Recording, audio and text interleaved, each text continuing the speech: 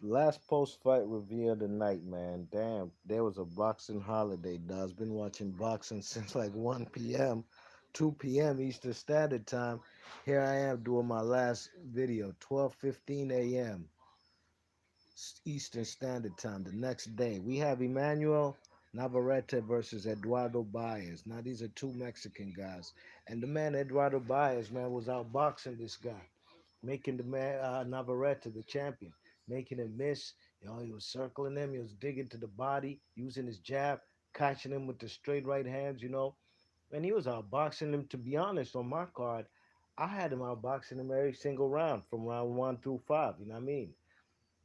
Navarrete, to me, some he didn't. He looked a little off, looked a little disinterested or whatever. But you know, eventually he ends the man Eduardo Baez with a come from behind left hook to the liver, and the setup was beautiful. Now Emmanuel Navarrete is a guy who's very unorthodox himself, a guy who will he's like I'm not saying he's exactly like Roy Jones, but he's a kind of guy who will lead with a hook rather than the jab. He will lead with a left or right uppercut rather than the jab. He'll lead with the right hand. He's very unorthodox. Those punches from all kind of angles. You know what I mean? But this guy today, Eduardo Baez, man, he figured him out early, you know what I mean? But unfortunately, he didn't couldn't take that body shot, and the setup was beautiful, you know what I mean? Navarrete walked up on him and threw an uppercut, a couple uppercuts, one or two, to make the man protect his face and bring his hands up. So he exposed his rib cage, and before he knew it, there was a left hook that obliterated the right side of his rib cage, a liver shot, and Slim had a slow reaction, and he just went down, man. He went down, and he ain't get up on his knee. And the matter of fact, he said, "Forget about it. I'm gonna lay on my back." And he just laid there, and he was done.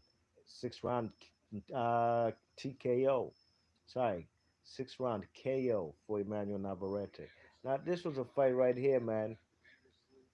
Uh, A lot of fighters at 126 pounds. Now, one thing for sure, two things for certain. 9 times out of 10, any fighters Emmanuel Navarrete fighting, I ain't never heard of him. That's what his reign at 122 pounds and 126 has been, really and truly. Besides Drogba and the Joed Gonzalez guy, he ain't really fought guys of note and of name, okay?